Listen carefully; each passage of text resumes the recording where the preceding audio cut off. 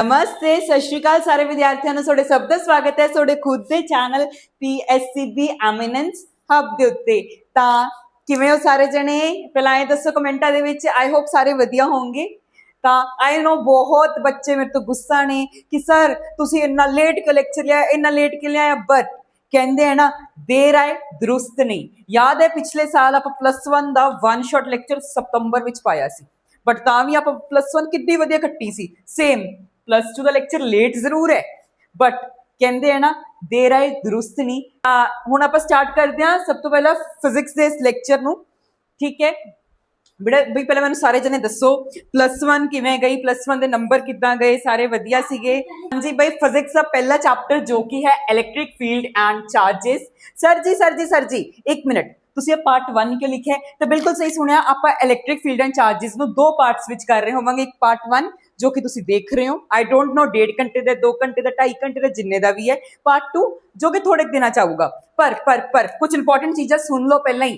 11वीं की फिजिक्स नालों 12वीं की फिजिक्स बहुत ईजी है, बहुत इंटरस्टिंग है, मज़ेदार है। तो करांगे बई। देखो पहला 1 शॉट है इस क्लास का, +2 क्लास का। तो सपोर्ट पूरा चाहिए। आए नहीं है कि मैं +2 वाले ना गरदारी करके, नहीं मैंने +1 की बहुत रिक्वेस्ट आ रही है, 10th की बहुत रिक्वेस्ट आ रही है, सर 1 शॉट पाओ। देखो ਤੁਹਾਡਾ ਲੈਕਚਰ ਅਪਲੋਡ ਹੁੰਦੇ ਸਰ 1 ਜਾਂ 2 ਦਿਨ ਬਾਅਦ 11th ਵਾਲਿਆਂ ਦਾ 1 ਸ਼ਾਟ ਆਣਾ ਹੈ। ਪਲੀਜ਼ ਉਹ 11th ਵਾਲੇ ਫਰੈਂਡਸ ਨੂੰ ਸ਼ੇਅਰ ਕਰਨਾ, ਉਹ ਨਹੀਂ ਦੇਖਣਾ ਤੁਸੀਂ। ਫਿਰ 10th ਦਾ ਤਾਂ ਪਲੀਜ਼ ਇਹ ਚੈਨਲ ਹੁਣ ਸਿਰਫ 12ਵੀਂ ਵਾਲਿਆਂ ਦਾ ਨਹੀਂ ਹੈ, ਹੁਣ ਇਹ ਤੁਹਾਡੇ ਜੂਨੀਅਰਸ ਦਾ ਵੀ ਹੈ। ਤਾਂ ਪਲੀਜ਼ ਐ ਨਹੀਂ ਕਰਨਾ, ਠੀਕ ਹੈ? ਸਮਝੋ। ਐਂਡ ਸਰ ਦੇ ਉੱਤੇ ਲੋਡ ਬਹੁਤ ਹੈ ਬਈ। ਮੈਂ ਪੇਡ ਬੈਚ ਨੂੰ ਵੀ ਸਾਂਭਣਾ ਹੈ, ਮੈਂ ਤੁਹਾਨੂੰ ਵੀ ਸਾਂਭਣਾ ਹੈ, ਮੈਂ 11ਵੀਂ ਦੇ ਬੱਚਿਆਂ ਨੂੰ ਵੀ ਸਾਂਭਣਾ, 10ਵੀਂ ਦਿਨ ਵੀ। ਤਾਂ ਥੋੜੇ ਟਫ ਆ, ਪਰ ਤੁਸੀਂ ਸਾਰੇ ਸਮਝੋਗੇ ਹੈ ਨਾ, ਕਿਉਂਕਿ ਆਪਣੀ ਬੌਂਡਿੰਗ ਬਹੁਤ ਹੈ। ਹੁਣ ਮੇਨ ਗੱਲ ਕਰਦੇ ਹੈਗੇ, ਸਰ ਜੀ ਲੈਕਚਰ ਲੇਟ ਹੈ, ਇਟਸ ਓਕੇ, ਅਸੀਂ ਮੰਨ ਗਏ। ਹੁਣ ਇਸ ਲੈਕਚਰ 'ਚ ਮਿਲੂਗਾ ਕੀ? ਦੇਖੋ ਅਸੀਂ ਬੈਚ ਦੇ ਵਿੱਚ ਨਾ ਇਲੈਕਟ੍ਰਿਕ ਚਾਰਜ ਐਂਡ ਫੀਲਡ ਦੇ 5 ਲੈਕਚਰ ਕਰ ਲਏ। 5 ਲੈਕਚਰ ਦਾ ਮਤਲਬ ਇੱਕ ਲੈਕਚਰ ਹੁੰਦਾ 1 ਘੰਟੇ ਦਾ, ਯਾਨੀ ਕਿ 5 ਘੰਟੇ ਅਸੀਂ ਬੈਚ ਵਿੱਚ ਫਿਜ਼ਿਕਸ ਪੜ੍ਹਾ ਚੁੱਕੇ ਹਾਂ ਹਾਲੇ ਤੱਕ। ਪ੍ਰੈਜ਼ੈਂਟਲੀ ਮੈਂ ਹੁਣ ਜਦੋਂ ਵੀਡੀਓ ਜਾ ਰਹੀ ਹੈ, ਮੈਨੂੰ ਨਹੀਂ ਉਦੋਂ ਤੱਕ ਮੈਨੂੰ ਨਹੀਂ ਪਤਾ ਕਿ 7 ਲੈਕਚਰ ਹੋ ਗਏ, 8 ਹੋ ਗਏ ਜਾਂ ਇੰਨੇ ਹੋ ਗਏ। ਤਾਂ ਮੈਨੇ ਕੀ ਸੋਚਿਆ, ਮੈਂ ਉਹਨਾਂ 5 ਲੈਕਚਰਾਂ ਦਾ ਨਿਚੋੜ ਇਸ ਵੀਡੀਓ ਵਿੱਚ ਦੇ ਦਿਆਂ। ਇਹ ਬੈਚ ਵਾਲੇ ਬੱਚੇ ਵੀ ਦੇਖ ਰਹੇ, ਤੁਹਾਨੂੰ ਪਤਾ ਤੁਹਾਡੇ ਨਾਲ ਬੈਚ ਦੇ ਬੱਚੇ ਵੀ ਨਾਲ ਜੁੜ ਗਏ, ਕਿਉਂਕਿ ਬੈਚ ਦੇ ਸਟੂਡੈਂਟਸ ਦਾ ਵੀ ਜਿਹੜਾ ਉਹ 5 ਘੰਟੇ ਦਾ ਨਿਚੋੜ ਆ ਉਹ ਮੈਂ ਇਸ ਵੀਡੀਓ ਵਿੱਚ ਦਿੱਤਾ। ਸਰ ਜੀ ਠੀਕ ਹੈ, ਫਿਰ ਇਹ ਵੀਡੀਓ 2 ਘੰਟੇ ਦੀ ਜਾਂ 1.5 ਘੰਟੇ ਦੀ ਕਿਵੇਂ ਬਣ ਗਈ, ਜਦ ਕਿ ਤੁਸੀਂ 5 ਘੰਟੇ ਦਾ ਨਿਚੋੜ ਦਿੱਤਾ ਹੈ? ਤਾਂ ਦੇਖੋ ਬੈਚ ਵਾਲਿਆਂ ਦੇ ਵਿੱਚ ਅਸੀਂ ਕੀ ਕਰਦੇ ਹਾਂ, ਉਹਨਾਂ ਨੂੰ ਨਾਲ ਨਿਊਮੈਰੀਕਲਸ ਕਰਾ ਰਹੇ ਹਾਂ, ਨਾਲ ਕੁਝ ਕੁਐਸਚਨਸ ਕਰਵਾਤੇ ਜਾਂ ਉਹਨਾਂ ਨੇ ਡਾਊਟਸ ਲੈ ਲਏ, ਤਾਂ ਥੋੜਾ ਜਿਹਾ ਉਹਨਾਂ ਦਾ ਮਤਲਬ ਸਮਝ ਗਏ ਨਾ, ਲੈਂਥ ਵੱਧ ਜਾਂਦੀ ਹੈ। ਪਰ ਇੱਥੇ ਰਿਕਾਰਡਡ ਹੈ। ਹਾਂ, ਨਿਊਮੈਰੀਕਲਸ ਨਹੀਂ ਕਰਵਾ ਰਿਹਾ ਮੈਂ, ਨਿਊਮੈਰੀਕਲਸ ਲੋੜ ਵੀ ਨਹੀਂ ਹੈ ਤੁਹਾਨੂੰ ਕਰਨ ਦੀ। ਜੇ ਤੁਸੀਂ YouTube ਤੋਂ ਪੜ੍ਹ ਰਹੇ ਹੋ ਤਾਂ ਨਿਊਮੈਰੀਕਲਸ ਦੇਖ ਲਾਂਗੇ ਆਪਾਂ, ਬਟ ਹਾਂ ਨਿਊਮੈਰੀਕਲਸ ਨਹੀਂ ਹੈ, ਬਟ ਥਿਊਰੀ ਬਹੁਤ ਪਰਫੈਕਟ ਹੈ ਜੇ ਮੇਰੇ ਤੋਂ +1 ਪੜ੍ਹੀ ਹੈ। ਹੁਣ ਸਟਾਰਟ ਕਰਦੇ ਵੀ, ਮੇਰੇ ਤੋਂ ਵੀ ਵੇਟ ਨਹੀਂ ਹੋ ਰਿਹਾ। +2 ਦਾ first chapter electric field and charges, ਜਿਹਦਾ ਪਾਰਟ 1 ਹੈ। ਸਭ ਤੋਂ ਪਹਿਲਾਂ ਆ ਜਾਂਦਾ what is electrostatic. Sir ji electrostatic ਕੀ ਹੁੰਦਾ ਹੈ ਤੁਹਾਡੇ ਅਕੋਰਡਿੰਗ? ਆਪਾਂ ਤੋੜਦੇ ਹਾਂ ਵਰਡ ਨੂੰ। ਜਦੋਂ ਮੈਨੂੰ ਕੋਈ ਵੀ ਚੀਜ਼ ਸਮਝ ਨਹੀਂ ਆਉਂਦੀ ਨਾ, ਮੈਂ ਉਹਨੂੰ ਤੋੜ ਦਿੰਦਾ। ਇਹਨੂੰ ਮੈਂ ਤੋੜਤਾ ਇਲੈਕਟ੍ਰੋ ਪਲੱਸ ਸਟੈਟਿਕ 'ਚ, ਇਹਨੂੰ ਮੈਂ ਤੋੜਤਾ ਇਲੈਕਟ੍ਰੋ ਪਲੱਸ ਸਟੈਟਿਕ। ਸਰ ਜੀ ਮੈਨੂੰ ਤਾਂ ਸਿਰਫ ਇੱਕ ਚੀਜ਼ ਦਾ ਮਤਲਬ ਪਤਾ ਹੈ ਜੋ ਕਿ ਹੈ ਸਟੈਟਿਕ। ਅੱਛਾ, ਤੈਨੂੰ ਸਟੈਟਿਕ ਦਾ ਮਤਲਬ ਪਤਾ ਹੈ ਜੋ ਕਿ ਹੁੰਦਾ ਰੈਸਟ।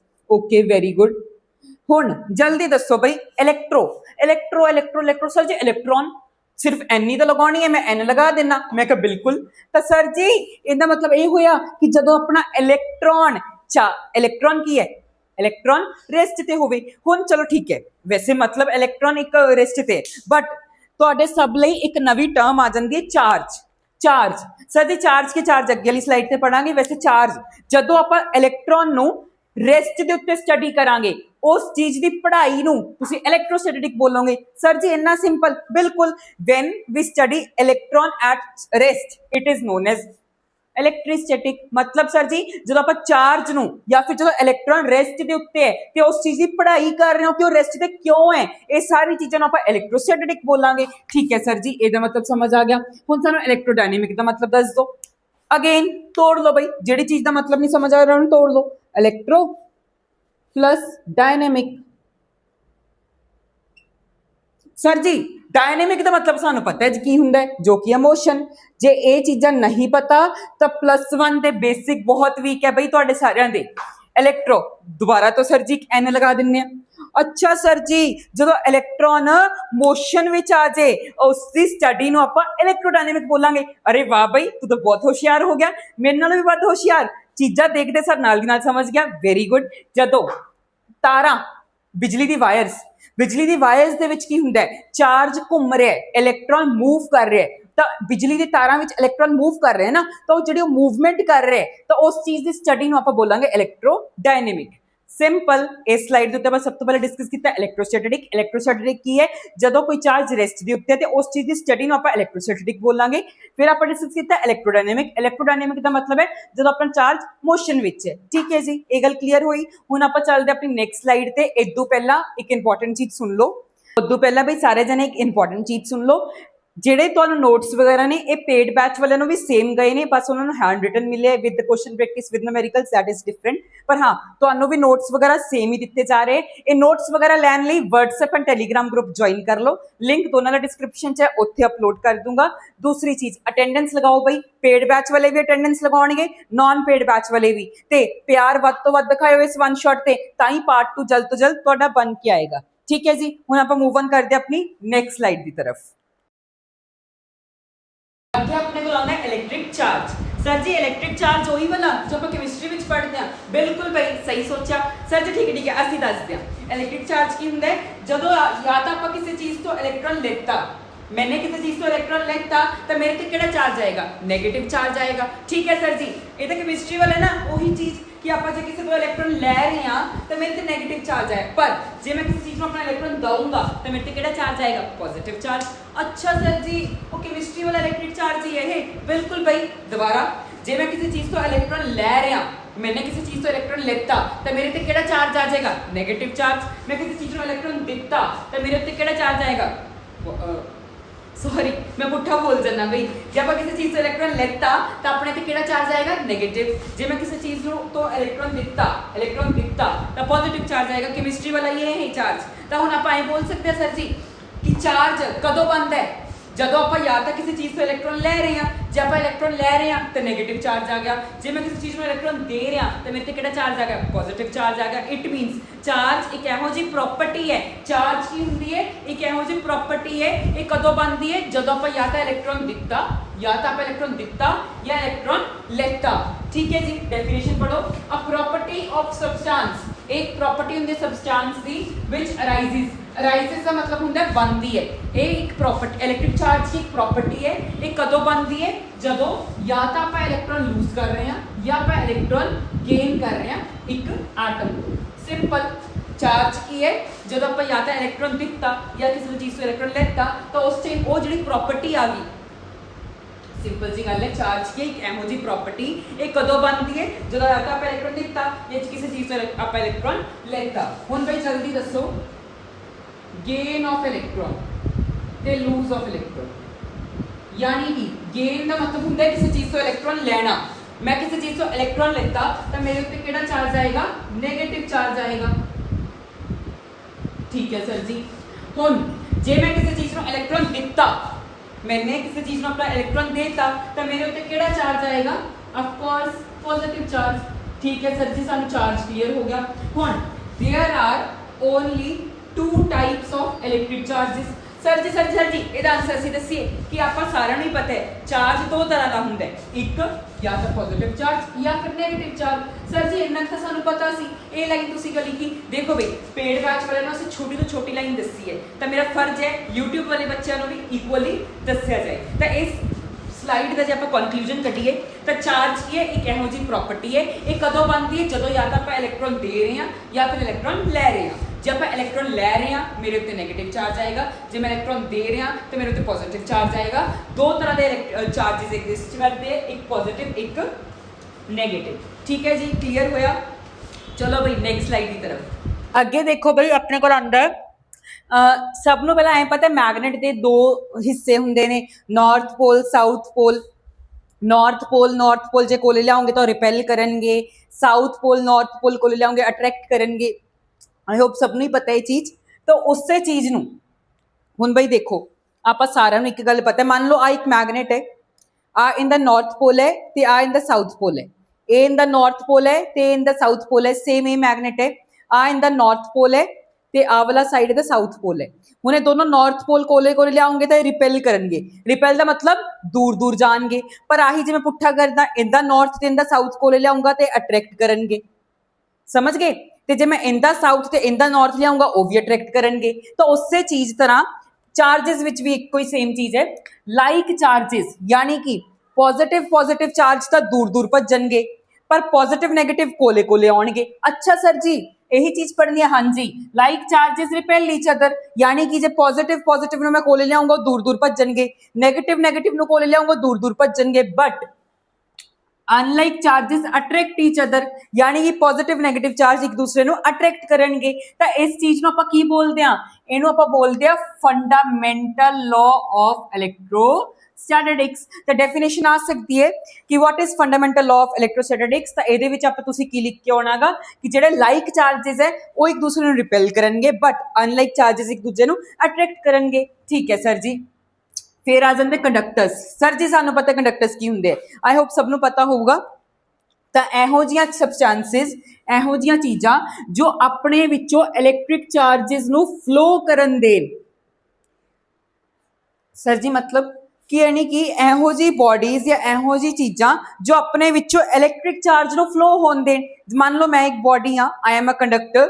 ਇਧਰੋਂ ਚਲੋ ਤੁਹਾਡੇ ਸਾਰੇ ਦੀ ਐਗਜ਼ਾਮਪਲ ਲੈਂਦੇ। ਮੰਨ ਲਓ ਮੈਂ ਤਾਰ ਨੂੰ ਫੜ ਲਿਆ, ਤਾਰ ਵਿੱਚ ਕੀ ਹੈ? ਇਲੈਕਟ੍ਰਿਕ ਚਾਰਜ ਹੈ, ਚਾਰਜ ਘੁੰਮ ਰਿਹਾ। ਤਾਂ ਤਾਰ ਦੇ ਵਿੱਚੋਂ ਇਲੈਕਟ੍ਰਿਕ ਚਾਰਜ ਹੁੰਦਾ ਹੋਇਆ ਮੇਰੀ ਬੋਡੀ ਵਿੱਚ ਚਲਾ ਜਾਊਗਾ ਨਾ, ਤਾਂ ਹੀ ਕਰੰਟ ਲੱਗਦਾ ਹੈ। ਤਾਂ ਆਪਾਂ ਵੀ ਕੀ ਆ? ਕੰਡਕਟਰਸ ਆ। ਸਿੰਪਲ ਜਿਹਾ ਮਤਲਬ ਹੈ ਕਿ ਜਦੋਂ ਆਪਾਂ ਜਿਹਦੇ ਇਹੋ ਜਿਹੀ ਬੋਡੀਜ਼ ਜਾਂ ਇਹੋ ਜਿਹੀ ਚੀਜ਼ਾਂ ਜਿਹਦੇ ਵਿੱਚੋਂ ਇਲੈਕਟ੍ਰਿਕ ਚਾਰਜ ਫਲੋ ਕਰ ਸਕੇ, ਚਾਰਜ ਆਪਣੀ ਮੂਵਮੈਂਟ ਕਰ ਸਕੇ, ਉਹਨੂੰ ਕੰਡਕਟਰਸ ਬੋਲਦੇ। ਇਹਦਾ ਪੁੱਠੇ ਨੂੰ ਬੋਲਾਂਗੇ ਇਨਸੂਲੇਟਰਸ। ਇਨਸੂਲੇਟਰਸ ਕੀ ਹੁੰਦੇ ਨੇ? ਇਹੋ ਜਿਹੇ ਸਬਸਟੈਂਸਿਸ ਜਿਨ੍ਹਾਂ ਵਿੱਚੋਂ electric charge can't flow easily, यानी कि अपने विचों इलैक्ट्रिक चार्ज ਨੂੰ फ्लो नहीं होण ਦਿੰਦੇ। ठीक है जी। ਜੇ ਆਪਾਂ ਫਿਰ ਤੋਂ ਕਨਕਲੂਜਨ ਕੱਢੀਏ ਇਸ ਸਲਾਈਡ ਦਾ, ਤਾਂ ਆਪਾਂ ਨੇ ਸਭ ਤੋਂ ਪਹਿਲਾਂ ਦੇਖਿਆ ਕਿ ਪੋਜ਼ਿਟਿਵ ਚਾਰਜ ਰਿਪੈਲ ਕਰਨਗੇ, ਨੈਗੇਟਿਵ ਚਾਰਜ ਰਿਪੈਲ ਕਰਨਗੇ, ਪਰ ਇੱਕ ਪੋਜ਼ਿਟਿਵ ਇੱਕ ਨੈਗੇਟਿਵ ਅਟਰੈਕਟ ਕਰਨਗੇ। ਫਿਰ ਆਪਾਂ ਨੇ ਗੱਲ ਕੀਤੀ ਕੰਡਕਟਰਸ ਦੀ। ਕੰਡਕਟਰਸ ਕੀ ਹੈ? ਜੋ ਆਪਣੇ ਵਿੱਚੋਂ ਇਲੈਕਟ੍ਰਿਕ ਚਾਰਜ ਨੂੰ ਫਲੋ ਹੋਣ ਦੇਣ। ਇਨਸੂਲੇਟਰਸ ਇਹਨਾਂ ਦਾ ਪੁੱਠਾ, ਜੋ ਕਿ ਆਪਣੇ ਵਿੱਚੋਂ ਇਲੈਕਟ੍ਰਿਕ ਚਾਰਜ ਨੂੰ ਫਲੋ ਨਹੀਂ ਹੋਣ ਦੇਣਗੇ। ਹੁਣ ਸਾਰੇ ਜਣੇ ਜਲਦੀ ਕਮੈਂਟ ਕਰਨਗੇ। ਮੈਨੂੰ ਨਹੀਂ ਪਤਾ ਕਿੰਨਾ ਟਾਈਮ ਸਟੈਂਪ ਹੈ। ਕੁਐਸਚਨ ਇਹ ਹੈ, ਬੈਸਟ ਕੰਡਕਟਰ ਕਿਹੜਾ ਹੈ? ਬੈਸਟ ਕੰਡਕਟਰ ਕਿਹੜਾ ਹੈ? 10th ਵਿੱਚ ਕਰਕੇ ਆਏ ਸੀ ਤੁਸੀਂ ਇਹ question, which is best conductor. ਮੈਂ ਆਪਣੇ ਪੇਡ ਬੈਚ ਵਾਲਿਆਂ ਨੂੰ ਵੀ ਪੁੱਛਿਆ ਸੀ, ਬਹੁਤ ਘੱਟ ਬੱਚਿਆਂ ਨੂੰ ਪਤਾ ਸੀ ਪੇਡ ਬੈਚ ਵਾਲਿਆਂ ਨੂੰ। ਆਈ ਹੋਪ ਤੁਹਾਨੂੰ ਸਾਰਿਆਂ ਨੂੰ ਪਤਾ ਹੋਊਗਾ। ਤਾਂ ਕਮੈਂਟ ਕਰਨਾ ਹੈ, ਮੈਂ ਕਮੈਂਟ ਪੜ੍ਹਦਾ ਸਭ ਦੇ ਕਿ ਬੈਸਟ ਕੰਡਕਟਰ ਕਿਹੜਾ ਹੈ। ਠੀਕ ਹੈ ਜੀ। ਹੁਣ ਆਪਾਂ ਚੱਲਦੇ ਆਪਣੀ ਨੈਕਸਟ ਸਲਾਈਡ ਦੀ ਤਰਫ। ਹਾਂਜੀ ਭਾਈ, ਨੈਕਸਟ ਟੌਪਿਕ ਆਉਂਦਾ ਆਪਣੇ ਕੋਲ ਇਲੈਕਟ੍ਰਿਕ ਇੰਡਕਸ਼ਨ। ਸਰ ਜੀ ਇਲੈਕਟ੍ਰਿਕ ਇੰਡਕਸ਼ਨ ਮਤਲਬ ਯਾਰ ਇਹ ਪਤਾ ਹਰ ਇੱਕ ਬੱਚੇ ਨੇ ਆਲਮੋਸਟ ਆਪਣੇ ਬਚਪਨ ਵਿੱਚ ਇਹ ਫਿਨੋਮੀਨਾ ਦੇਖਿਆ ਹੈ। ਸਰ ਜੀ ਮੈਂ ਵੀ ਦੇਖਿਆ, ਹੋ ਸਕਦਾ ਬਈ 99% ਬੱਚਿਆਂ ਨੇ ਇਹ ਚੀਜ਼ ਕੀਤੀ ਹੈ। ਤਾਂ ਚਲੋ ਆਪਾਂ ਪੜ੍ਹਦੇ ਹਾਂ ਇੱਕ ਵਾਰ, ਇਹ ਡੈਫੀਨੇਸ਼ਨ ਬਾਅਦ ਚੋਂ ਪੜ੍ਹਦੇ ਹਾਂ, ਹੈ ਨਾ। ਡੈਫੀਨੇਸ਼ਨ ਪੜ੍ਹਨ ਦਾ ਕੋਈ ਮਤਲਬ ਨਹੀਂ ਹੈ ਯਾਰ। ਪਹਿਲਾਂ ਮੈਨੂੰ ਐਂ ਦੱਸੋ ਸਾਰੇ ਬੱਚੇ, ਹੁਣੇ ਕਮੈਂਟਾਂ ਵਿੱਚ ਹੁਣੇ ਕਰੋ, ਕਿਸੇ ਬੱਚੇ ਨੇ ਉਹ ਕੀਤਾ ਕਿ ਸਕੇਲ ਨੂੰ ਆਪਣੇ ਬਾਲਾਂ ਵਿੱਚ ਰਗੜ ਲਿਆ, ਦੈਨ ਇੱਕ ਪੇਪਰ ਪਿਆ ਹੁੰਦਾ ਹੈ, ਆਪਾਂ ਉਹਦੇ ਕੋਲ ਲਿਆਉਂਦੇ ਦਾ ਪੇਪਰ ਅਟਰੈਕਟ ਕਰਦਾ ਹੈ, ਪੇਪਰ ਸਕੇਲ ਨਾਲ ਚਿਪਕ ਜਾਂਦਾ ਹੈ। ਇਹ ਚੀਜ਼ ਕੀਤੀ ਹੈ ਨਾ ਮੋਸਟਲੀ ਬॉयਜ਼ ਨੇ ਤਾਂ ਕੀਤੀ ਹੋਊਗੀ ਕਿ ਯਾਰ ਹਾਂ ਮੈਂ ਤਾਂ ਤੁਹਾਨੂੰ ਇੱਕ ਜਾਦੂ ਕਰਕੇ ਦਿਖਾਣਾ। ਫਿਰ ਤੁਸੀਂ ਕੀ ਕਰਦੇ ਹੋ? ਸਕੇਲ ਨੂੰ ਆਪਣੇ ਬਾਲਾਂ ਨਾਲ ਰਗੜਦੇ ਹੋ ਐਂਡ ਇੱਕ ਪੇਜ ਕੋਲ ਲਿਆਉਂਦੇ ਹੋ, ਪੇਜ ਉਸ ਤੇ ਲੱਗ ਜਾਂਦਾ, ਸਕੇਲ ਤੇ ਚਿਪਕ ਜਾਂਦਾ ਹੈ। ਫਿਰ ਆਪਾਂ ਬੋਲਦੇ ਹਾਂ ਮੈਜਿਕ ਹੋ ਗਿਆ। ਤੁਹਾਨੂੰ ਪਤਾ ਉਹ ਮੈਜਿਕ ਨਹੀਂ ਹੈ, ਉਹਦੇ ਪਿੱਛੇ ਦੀ ਸਾਇੰਸ ਪੜ੍ਹੀਏ ਕੀ ਹੁੰਦੀ ਹੈ। ਤਾਂ ਦੇਖੋ ਬਈ, ਜਿਹੜਾ ਸਕੇਲ ਹੈ, ਮੰਨ ਲਓ ਇਹ ਤੁਹਾਡਾ ਸਕੇਲ ਹੈ, ਠੀਕ ਹੈ ਜੀ। ਹੁਣ ਸਕੇਲ ਦੇ ਉੱਤੇ ਕੋਈ ਵੀ ਚਾਰਜ ਹੋ ਸਕਦਾ ਹੈ, ਪੋਜ਼ਿਟਿਵ ਹੋ ਸਕਦਾ, ਨੈਗੇਟਿਵ ਹੋ ਸਕਦਾ। ਬਟ ਹੁਣ ਦੇਖੋ ਤੁਸੀਂ ਸਕੇਲ ਨੂੰ ਆਪਣੇ ਉੱਤੇ ਰਗੜਿਆ, ਤਾਂ ਉਹਦੇ ਉੱਤੇ ਕੁਛ ਨਾ ਕੁਛ ਤਾਂ ਚਾਰਜ ਆਇਆ ਹੋਊਗਾ। ਆਪਾਂ ਇਹ ਮੰਨ ਲੈਂਦੇ ਹਾਂ ਉਸ ਦੇ ਉੱਤੇ ਪੋਜ਼ਿਟਿਵ ਚਾਰਜ ਆ ਗਿਆ। ਪੂਰੇ ਸਕੇਲ ਦੇ ਸਰਫੇਸ ਦੇ ਉੱਤੇ ਕਿਹੜਾ ਚਾਰਜ ਆ ਗਿਆ? Positive charge. ਜਦੋਂ ਰਗੜੋਗੇ ਕੁਛ ਨਾ ਕੁਛ ਚਾਰਜ ਆਏਗਾ, ਪੋਜ਼ਿਟਿਵ ਚਾਰਜ ਆ ਗਿਆ। ਆ ਪਿਆ ਤੁਹਾਡਾ ਪੇਪਰ, ਆ ਤੁਹਾਡਾ ਪੇਪਰ ਹੈ। ਪੇਪਰ ਵਿੱਚ ਦੇਖੋ ਕਿਸੇ ਵੀ ਚੀਜ਼ ਦੇ ਵਿੱਚ ਸੇਮ ਨੰਬਰ ਆਫ ਇਲੈਕਟ੍ਰੋਨ ਹੋਣਗੇ ਤੇ ਸੇਮ ਨੰਬਰ ਆਫ ਪ੍ਰੋਟੋਨ ਹੋਣਗੇ, ਹੈ ਨਾ। ਜੇ ਮੈਂ ਗੱਲ ਕਰਾਂ ਸੋਡੀਅਮ ਦੀ ਤਾਂ ਸੋਡੀਅਮ ਕੋਲ 11 ਹੀ ਇਲੈਕਟ੍ਰੋਨ ਹੈ, 11 ਹੀ ਪ੍ਰੋਟੋਨ ਹੈ। ਠੀਕ ਹੈ ਜੀ। ਆਪਾਂ ਸਾਰਿਆਂ ਨੂੰ ਇਹ ਚੀਜ਼ ਤਾਂ ਪਤਾ ਹੀ ਹੈ ਕਿ ਸੋਡੀਅਮ ਕੋਲ 11 ਹੀ ਇਲੈਕਟ੍ਰੋਨ ਹੈ ਤੇ 11 ਹੀ ਪ੍ਰੋਟੋਨ ਹੈ। ਸੇਮ ਜਿੰਨੇ ਜ਼ਿਆਦਾ ਇਹਦੇ ਕੋਲ ਪੋਜ਼ਿਟਿਵ ਚਾਰਜ ਹੋਣਗੇ ਉਨੇ ਜ਼ਿਆਦਾ ਹੀ ਨੈਗੇਟਿਵ ਚਾਰਜ ਹੋਣਗੇ। ਜਿੰਨੇ ਇਹਦੇ ਕੋਲ ਪੋਜ਼ਿਟਿਵ ਹੈ ਉਹਨੇ ਨੈਗੇਟਿਵ ਹੈ। ਹੁਣ ਤੁਸੀਂ ਖੁਦ ਦੱਸੋ ਬਈ ਕੀ ਹੋਊਗਾ? स्केल उत्ते पॉजिटिव चार्ज है, इनू रब करके मैं इहदे ते पॉजिटिव चार्ज लियांदा, इहदे करीब लेके आया, इस स्केल नू मैं इहदे करीब लेके आया। हुण करीब लेके आया तो की होया, जिहड़ा पॉजिटिव चार्ज है उहने इस पेपर तो उसने इस पेपर तो नैगेटिव चार्ज सारा इधर अट्रैक्ट कर लिया, सारा नैगेटिव चार्ज इधर आ गया, तो जिन्ना पॉजिटिव चार्ज है सारा की कर गया, रिपेल कर गया। आई होगा जदों स्केल नू तुसीं इहदे कोल लिआओगे तो इहदा सारा नैगेटिव चार्ज अट्रैक्ट होगा। पिछे ही पढ़ के आया ना पिछली साइड पे फंडामेंटल लॉ ऑफ इलेक्ट्रोस्टैटिक, वो की बोलता सी पॉजिटिव चार्ज नैगेटिव चार्ज नु अट्रैक्ट करेगा, तो पेपर का सारा नैगेटिव चार्ज इधरले पासे यानी कि अट्रैक्ट होने लग गया, तो सारा पेपर का पॉजिटिव चार्ज उधरले पासे यानी कि रिपेल करन लग गया। हुण देखो पॉजिटिव नैगेटिव अट्रैक्ट कर रहे हैं तो नैगेटिव चार्ज हम सारा एक पासे इकट्ठा हो गया, हुण इन्ना ज्यादा अट्रैक्ट हो रहा, अट्रैक्ट का मतलब कोले कोले आउणगे, यानी कि वो अट्रैक्ट हुंदे हुंदे वो पेपर की है इहदे नाल आके जुड़ जाएगा, तो इस फिनोमिना नूं ही तुसीं बोलोगे इलैक्ट्रिक इंडक्शन। दोबारा दस दिना, आपां ने की कीता, एक स्केल है, स्केल नूं मैं रब कीता, उन्हें पॉजिटिव चार्ज आया, पेपर सी, पेपर को पॉजिटिव नैगेटिव दोनों चार्ज सी, बट पॉजिटिव चार्ज मैं सपोज कर सकते हो नैगेटिव भी आ सकते इस स्केल के उत्ते, बट मैं सपोज कर लिया कि पॉजिटिव चार्ज आया, पॉजिटिव चार्ज ने इस पेपर को अट्रैक्ट कर लिया, पॉजिटिव नैगेटिव अट्रैक्ट हुए, वो पोले पोले आए तो पेपर इहदे नाल आके चिपक ही गया, क्यों? क्योंकि इस पॉजिटिव चार्ज ने इस नैगेटिव चार्ज को अपने कन्नी अट्रैक्ट कर लिया एंड पॉजिटिव चार्ज रिपेल कर गया, तो इससे फिनोमिना नूं तुसीं बोलोगे इलैक्ट्रिक इंडक्शन।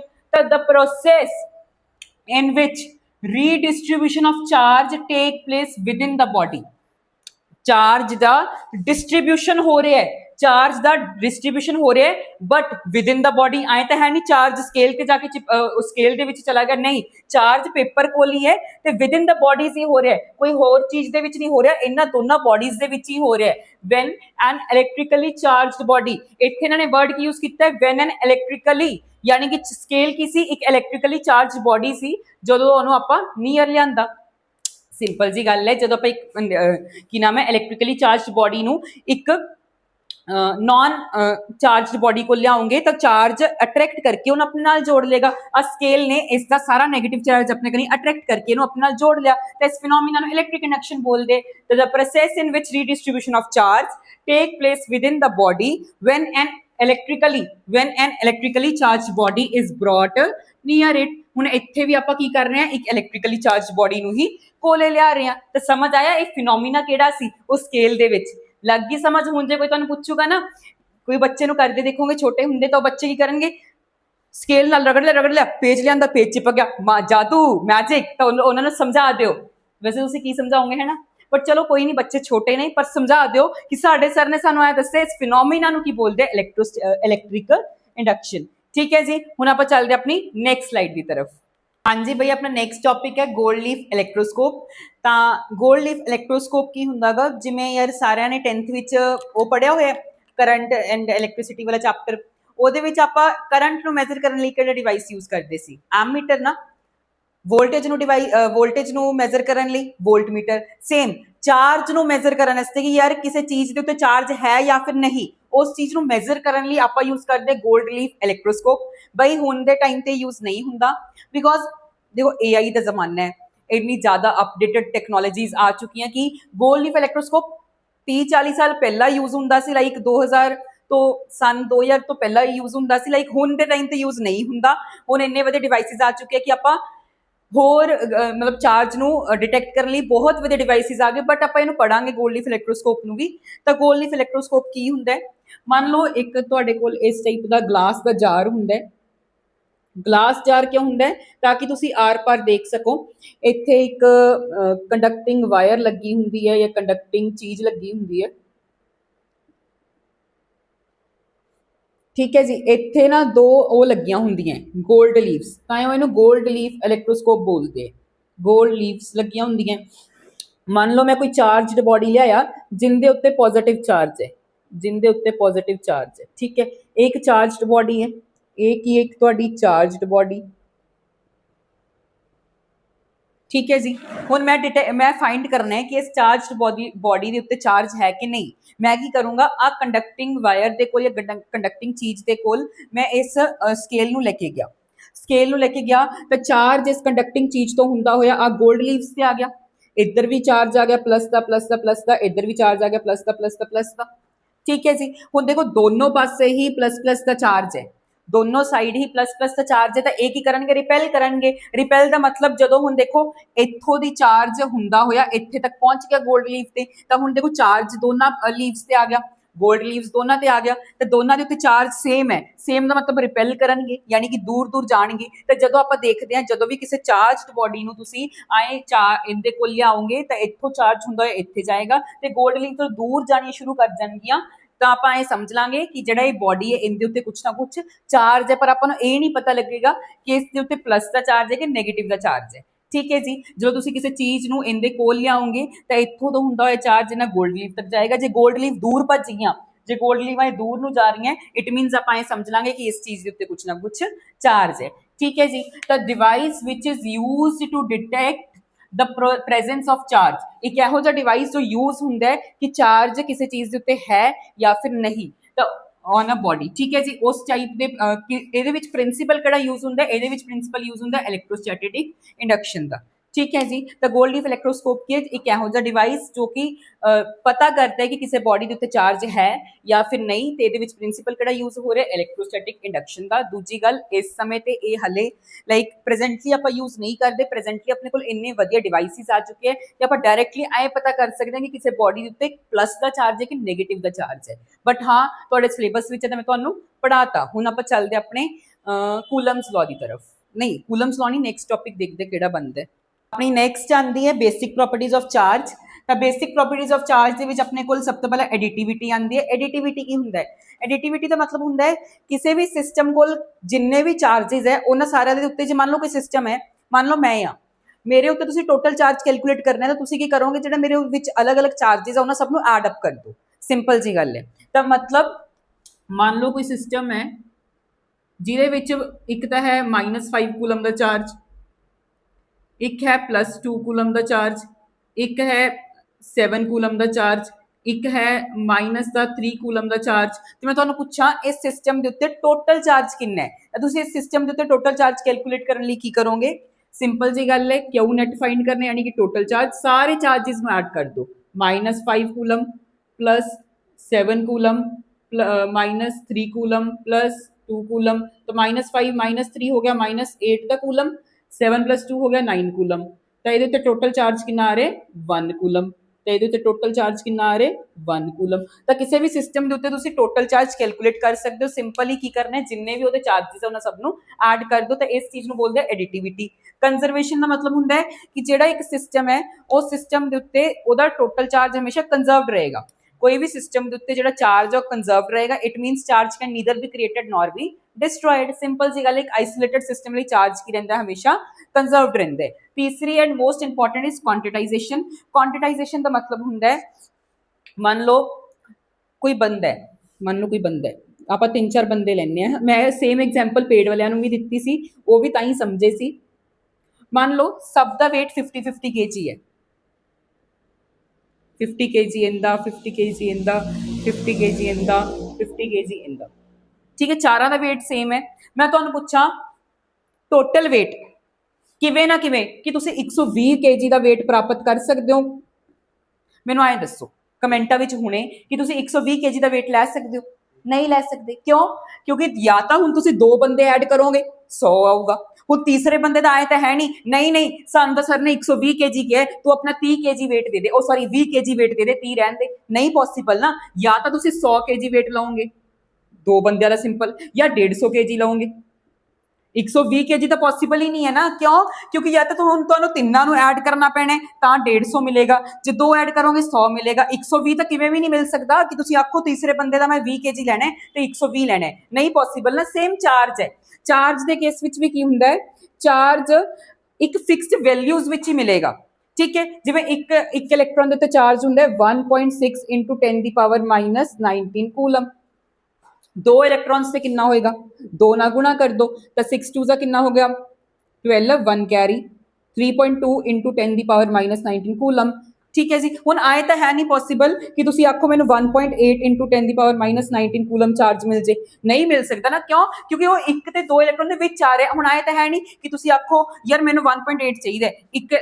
2 ਇਲੈਕਟ੍ਰੋਨ ਲੈਤੇ, 2 ਇਲੈਕਟ੍ਰॉन्स ਲੈ ਰਹੇ ਹੋ ਤੁਸੀਂ, ਉਹ ਸੌਰੀ ਇੱਕ ਇਲੈਕਟ੍ਰੋਨ ਇਹਦਾ ਲੈ ਲਿਆ, ਉਹਦਾ ਤਾਂ ਪੂਰਾ ਚਾਰਜ ਲੈ ਲਿਆ 1.6, ਦੂਜੇ ਇਲੈਕਟ੍ਰੋਨ ਦਾ ਤੁਸੀਂ ਆਖਿਆ ਵੀ ਮੈਨੂੰ ਬਸ ਥੋੜਾ ਚਾਰਜ ਦੇ ਦੇ ਤਾਂ ਕਿ ਮੈਨੂੰ ਇੰਨਾ ਮਿਲ ਜੇ, ਨਹੀਂ ਪੋਸੀਬਲ। ਸੇਮ ਇਸ ਐਗਜ਼ਾਮਪਲ ਨੂੰ ਤੇ ਇਸ ਐਗਜ਼ਾਮਪਲ ਨੂੰ ਕੋਰਿਲੇਟ ਕਰੋ ਕਿ ਤੁਹਾਨੂੰ 1.8 ਚਾਹੀਦਾ, ਵਿਚ ਇਜ਼ ਨॉट ਪੋਸੀਬਲ। ਕਿਉਂ? ਕਿਉਂਕਿ ਜਾਂ ਤਾਂ ਚਾਰਜ 1.6 ਰਹੇਗਾ ਜਾਂ ਫਿਰ ਚਾਰਜ 3.2 ਰਹੇਗਾ। ਇਸੇ ਚੀਜ਼ ਨੂੰ ਆਪਾਂ ਬੋਲਦੇ ਕੁਆਂਟੀਟਾਈਜੇਸ਼ਨ ਆਫ ਕੀ ਨਾਮ ਹੈ ਇਲੈਕਟ੍ਰਿਕ ਚਾਰਜ, ਯਾਨੀ ਕਿ ਚਾਰਜ ਦੀ ਕੁਝ ਫਿਕਸ ਵੈਲਿਊਜ਼ ਹੈ ਉਹਨਾਂ ਵਿੱਚ ਹੀ ਮਿਲੇਗਾ। ਦੂਜੀ ਗੱਲ ਤਾਂ ਆਪਾਂ ਇਹ ਬੋਲ ਸਕਦੇ ਹਾਂ ਕਿ ਚਾਰਜ ਟੋਟਲ ਚਾਰਜ ਬਰਾਬਰ ਹੈ n ਇੰਟੂ E ਦੇ।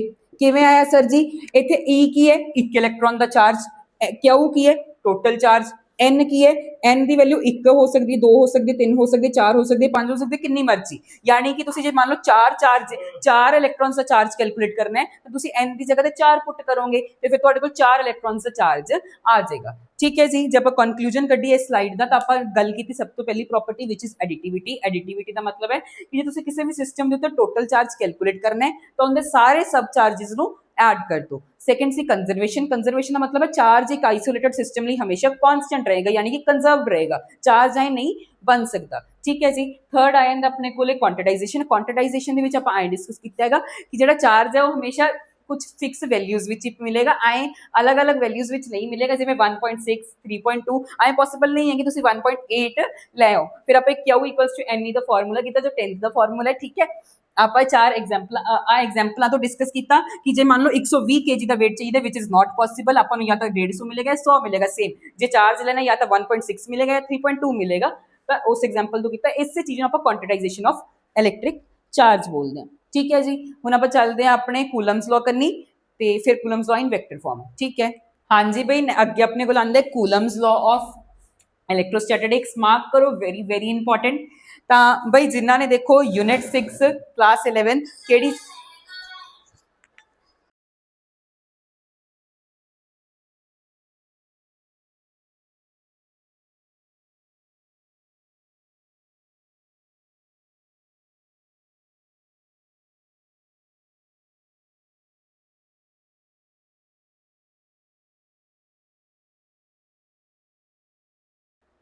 ਹਾਂਜੀ ਭਈ, ਅੱਗੇ ਆਪਣੇ ਕੋਲ ਆਉਂਦਾ ਹੈ ਕੂਲਮਸ ਲਾਅ ਆਫ ਇਲੈਕਟ੍ਰੋਸਟੈਟਿਕਸ। ਸਭ ਤੋਂ ਪਹਿਲਾਂ ਤਾਂ ਵੀ ਮਾਰਕ ਕਰੋ, very very important point of view through paper. ਤੇ ਐਂਡ ਤੱਕ ਹੁਣ ਬਸ ਕੂਲਮਸ ਲਾਅ ਹੀ ਪੜਾਂਗੇ ਆਪਾਂ ਇਸ ਚੈਪਟਰ ਦੇ, ਲਾਈਕ ਪਾਰਟ 2 ਤੱਕ ਵੀ ਈਵਨ। ਤਾਂ ਕੂਲਮਸ ਲਾਅ ਆਫ ਇਲੈਕਟ੍ਰੋਸਟੈਟਿਕਸ ਕੀ ਬੋਲਦਾ ਹੈ? ਸਭ ਤੋਂ ਪਹਿਲਾਂ ਯਾਰ ਯਾਦ ਕਰੋ ਯੂਨਿਟ 6 ਗ੍ਰੈਵੀਟੇਸ਼ਨ। ਸਰ ਕਿਹੜੀ ਯੂਨਿਟ? ਗ੍ਰੈਵੀਟੇਸ਼ਨ ਕਿਹੜੀ ਸੀ? ਅਸੀਂ ਤਾਂ ਭੁੱਲ ਗਏ। ਅਰੇ ਯਾਰ 11ਵੀਂ ਵਿੱਚ ਪੜ੍ਹ ਕੇ ਤਾਂ ਆਇਓ ਯੂਨਿਟ 6 ਗ੍ਰੈਵੀਟੇਸ਼ਨ। ਅੱਛਾ ਅੱਛਾ ਠੀਕ ਹੈ ਸਰ, ਯਾਦ ਆ ਗਿਆ। ਨਿਊਟਨਸ ਲਾਅ ਆਫ ਗ੍ਰੈਵੀਟੇਸ਼ਨ ਯਾਦ ਹੈ? ਜੇ ਕਿਸੇ ਨੂੰ ਉਹ ਯਾਦ ਹੈ ਤਾਂ ਉਹਦੇ ਲਈ ਕੂਲਮ ਲਾਅ ਵੀ ਉਹੀ ਹੈ। ਮਤਲਬ Newton's law and universal law of gravitation ਦੋਨੋਂ ਸੇਮ ਹੈ, ਲਾਈਕ ਸੇਮ ਹੈ ਪੜ੍ਹਨ ਚ।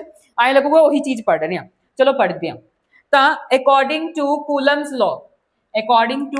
ਕੂਲਮਸ law of electrostatics, force of attraction and repulsion between two charges. ਕਿਸੇ ਵੀ ਦੋ ਚਾਰजेस ਦੇ ਵਿੱਚ ਜਿਹੜਾ ਫੋਰਸ ਹੈ ਉਹਨਾਂ ਦੋਨਾਂ ਚਾਰजेस ਦੇ ਵਿੱਚ, ਚਾਹੇ ਉਹ ਅਟਰੈਕਸ਼ਨ ਦਾ ਹੈ ਚਾਹੇ ਉਹ ਰਿਪਲਸ਼ਨ ਦਾ ਹੈ।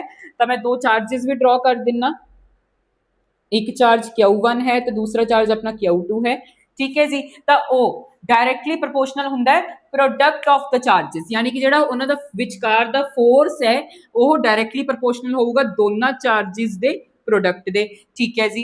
ਫਿਰ ਇਹਨਾਂ ਨੇ ਬੋਲਿਆ ਉਹ ਇਨਵਰਸਲੀ ਪ੍ਰੋਪੋਰਸ਼ਨਲ ਹੋਏਗਾ square of distance between them, ਯਾਨੀ ਕਿ ਇਹ ਇਨਵਰਸਲੀ ਪ੍ਰੋਪੋਰਸ਼ਨਲ ਹੋਏਗਾ square of distance between them ਦੇ, ਯਾਨੀ ਕਿ ਉਹਨਾਂ ਦੇ ਸੈਂਟਰ ਤੋਂ ਜਿਹੜਾ ਡਿਸਟੈਂਸ ਹੈ ਉਹਨੂੰ ਆਪਾਂ ਲੈਟ ਕਰ ਲੈਂਦੇ ਹਾਂ r।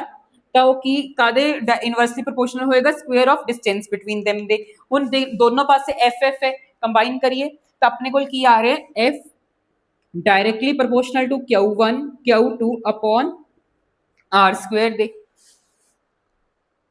ਠੀਕ ਹੈ ਜੀ। ਹੁਣ ਆਪਾਂ ਇਸ ਸਾਈਡ ਨੂੰ ਹਟਾਉਣ ਲਈ ਕਨਸਟੈਂਟ ਯੂਜ਼ ਕਰਾਂਗੇ ਜੋ ਕਿ ਹੈ k Q1 Q2 upon r square. ਠੀਕ ਹੈ ਜੀ। ਇਹੀ ਹੈ ਤੁਹਾਡਾ ਨਿਊਟਨ ਕੀ ਨਾਮ ਹੈ, ਕੀ ਬੋਲਾਂਗੇ ਇਹਨੂੰ, ਕੂਲਮਸ ਲਾਅ ਆਫ ਇਲੈਕਟ੍ਰੋਸਟੈਟਿਕਸ। ਹੁਣ ਸਰ ਜੀ k ਕੀ ਸੀ? k ਸੀਗਾ ਤੁਹਾਡਾ ਇਲੈਕਟ੍ਰੋਸਟੈਟਿਕ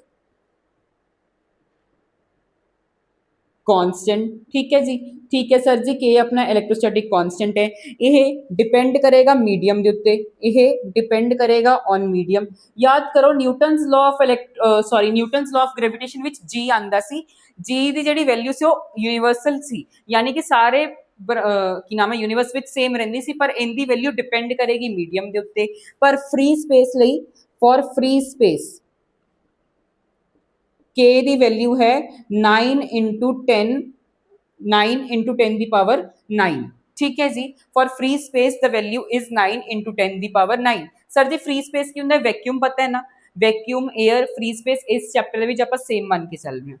ठीक है जी, हुण आंदे यूनिट्स की गल, यूनिट्स दस दो। यूनिट्स वास्ते की करो, Q1 Q2 उधर लै जाओ, तो आप बोल सकते हैं इनके यूनिट्स आ रहे हैं न्यूटन, के दे यूनिट्स आ रहे हैं न्यूटन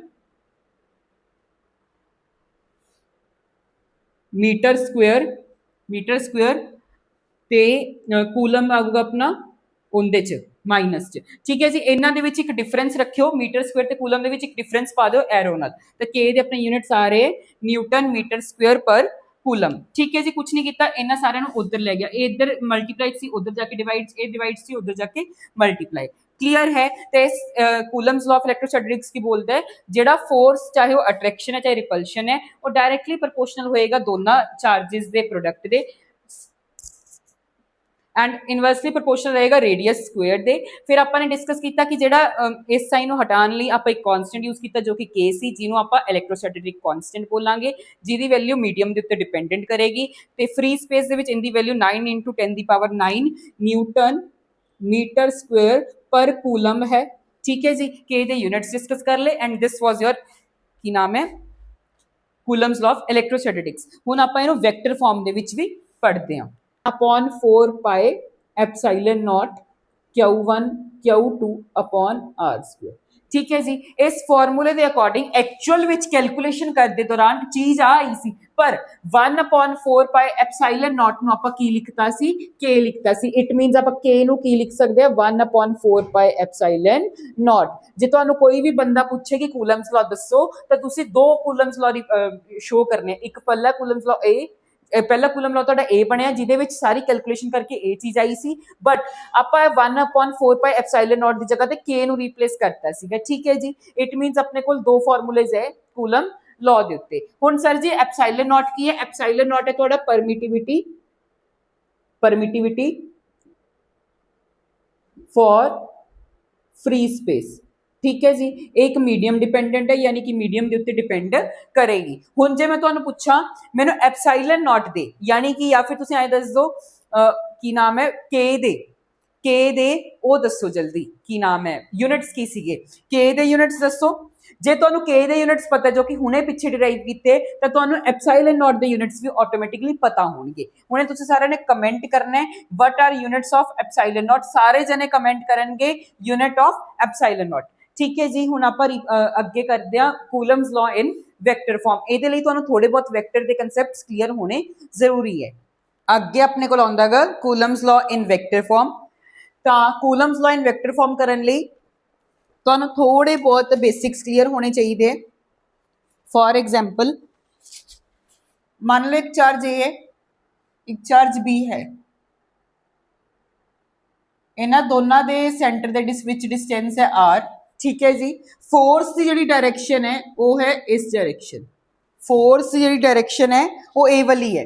हुण तुसीं खुद दसो जे ए भी पॉजिटिव का चार्ज है, ए भी पॉजिटिव का चार्ज है, तो एक दूजे रिपेल करनगे। रिपेल का मतलब ए इस डायरैक्शन च रिपेल करेगा, ए इस डायरैक्शन च रिपेल करेगा। ए पॉइंट है, ए बी पॉइंट है। जेकर मैं गल करा ए पॉइंट ते फोर्स दी, तो वो कादे बराबर होगा, के Q1 Q2 upon r square.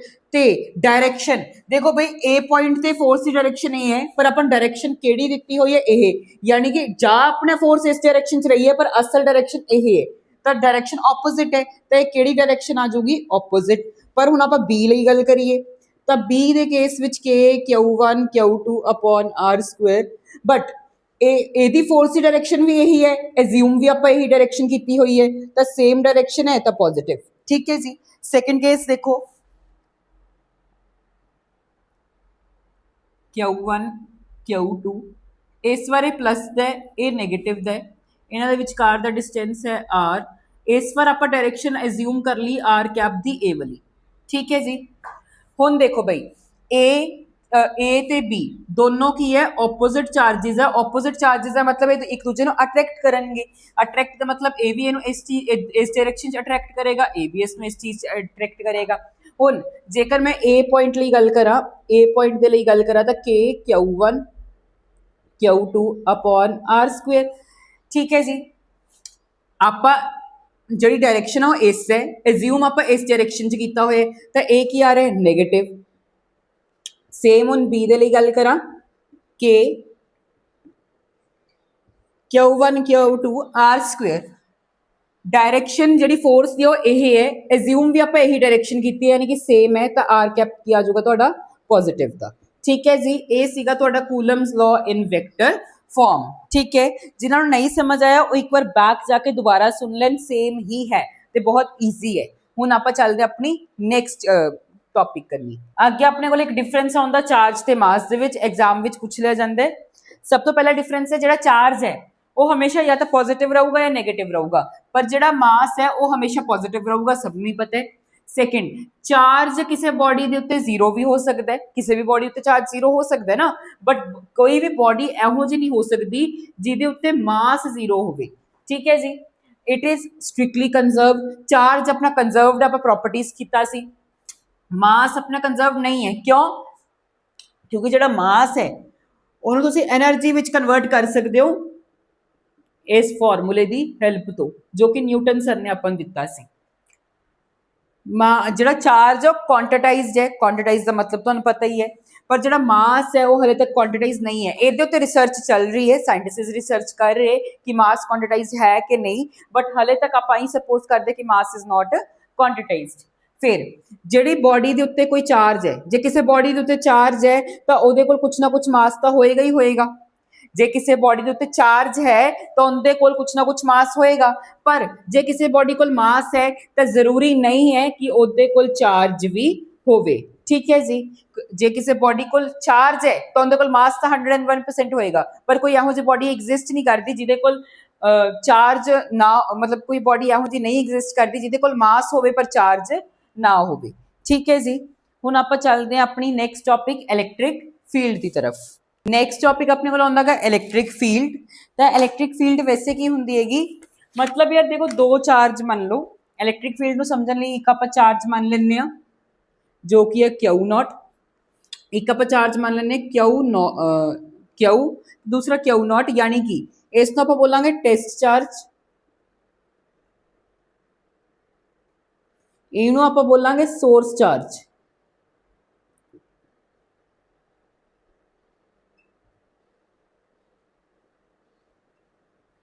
तो सर जी की हुंदा टेस्ट चार्ज सोर्स चार्ज? तो देखो हर जिवें मैगनेट है, मैगनेट की जेकर गल करा तो मैगनेट दे आए मैगनेटिक फील्ड आती है ना,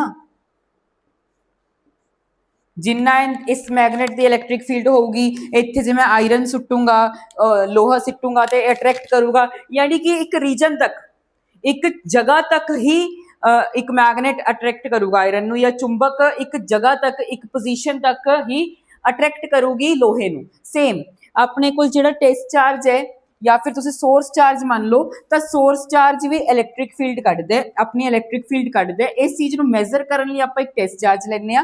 ठीक है जी। तो इलैक्ट्रिक फील्ड की हुंदी है रीजन अराउंड द चार्ज, लिख लो तुसीं, region around the charge up to which it can attract or repel, up to which it can attract or repel charges by electrostatic force is called electric field।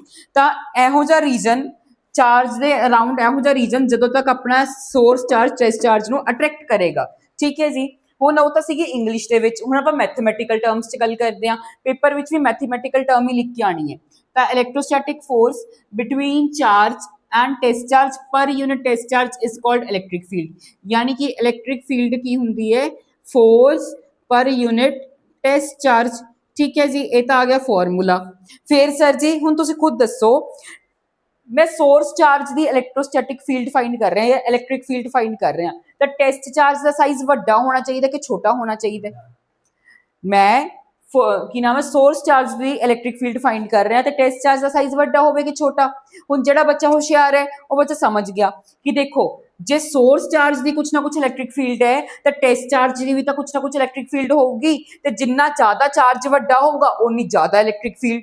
ਫਿਰ ਤਾਂ ਇਹਦੀ ਵੀ electric field ਜੇ ਤਾਂ ਇਹ ਵੱਡਾ ਹੋਇਆ ਫਿਰ ਇਹਦੀ ਵੀ ਬਹੁਤ ਸਾਰੀ ਇਲੈਕਟ੍ਰਿਕ ਫੀਲਡ ਇਹਦੀ ਵੀ ਬਹੁਤ ਸਾਰੀ ਇਲੈਕਟ੍ਰਿਕ ਫੀਲਡ ਇਹ ਇੱਕ ਦੂਜੇ ਨੂੰ ਕਲੈਪ ਕਰ ਜਾਣਗੇ ਜਾਂ ਇੱਕ ਦੂਜੇ ਵਿੱਚ ਟਕਰਾਉਣਗੇ ਜਿਸ ਕਰਕੇ ਜਾਂ ਕੋਲਾਈਡ ਕਰ ਜਾਣਗੇ ਜਿਸ ਕਰਕੇ ਆਪਾਂ ਇਲੈਕਟ੍ਰਿਕ ਫੀਲਡ ਨਹੀਂ ਫਾइंड ਕਰ ਪਾਵਾਂਗੇ। ਤਾਂ ਟੈਸਟ ਚਾਰਜ ਦਾ ਜਿਹੜਾ ਸਾਈਜ਼ ਹੈ ਉਹ ਬਹੁਤ ਛੋਟਾ ਹੋਣਾ ਚਾਹੀਦਾ ਤਾਂ ਕਿ ਇਹਦੀ ਇਲੈਕਟ੍ਰਿਕ ਫੀਲਡ ਘੱਟ ਹੋਵੇ ਤੇ ਇਹਦੀ ਇਲੈਕਟ੍ਰਿਕ ਫੀਲਡ ਆਪਾਂ ਮੈਜ਼ਰ ਕਰਨੀ ਹੈ। ਠੀਕ ਹੈ ਜੀ। ਇਟ ਮੀਨਸ ਜਿਹੜਾ ਕਿਊ ਨॉट ਹੈ ਉਹ ਟੈਂਡਸ ਟੂ 0 ਹੋਣਾ ਚਾਹੀਦਾ।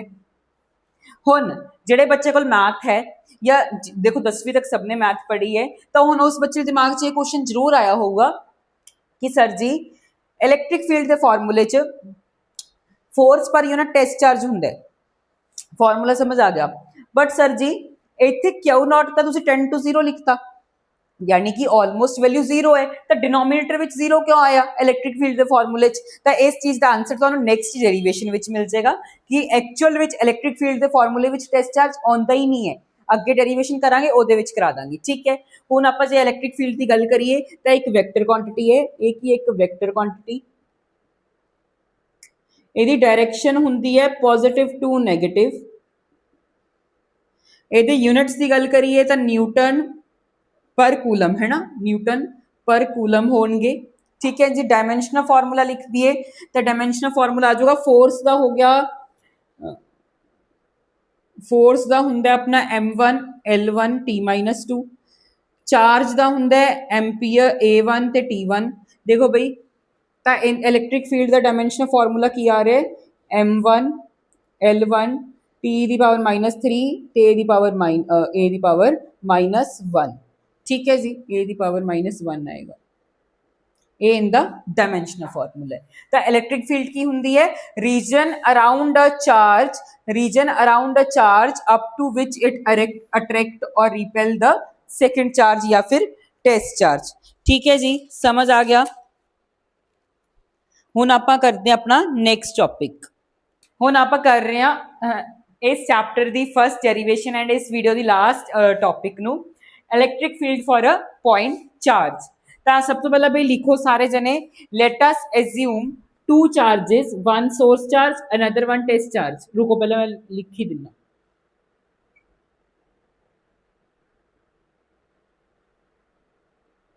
तो आपां कीता एज्यूम कीता एक टेस्ट चार्ज एक सोर्स चार्ज पी पॉइंट आपां इलैक्ट्रिक फील्ड कैलकुलेट करनी है तो आपां किवें लिखांगे let us assume source charge and test charge in which distances are we have to calculate the electric field at point P which is equally distant r from source charge। ठीक है जी। ये तुसी लिख लोगे आपे। हुण कूलम्स लॉ की बोलदे 1/4 पाई एप्सिलॉन नॉट कादे बराबर है Q naught upon are square दे। इन्हें इक्वेशन नंबर 1 मान लो। ठीक है जी। हुण आपां इलैक्ट्रिक फील्ड का फॉर्मूला पीछे करके आए जो कि सीगा force upon test charge force upon test charge. हुण इत्थे आपां ऐ करिए फोर्स की जगह ते सारी चीज़ रख दी तो 1/4 pi epsilon naught q naught upon are square upon q naught नाल क्यू नॉट कैंसल। ठीक है। इत्थे लिख दो कि फ्रॉम इक्वेशन नंबर 1 है। फिर अपने को फाइनल इलैक्ट्रिक फील्ड का फॉर्मूला की आ रहा है 1/4 pi epsilon naught q upon are square. ठीक है जी। या फिर तुम इन्हों एवं भी लिख सकते हो इलैक्ट्रिक फील्ड बराबर है के क्यू अपॉन आर स्क्वायर। ठीक है जी।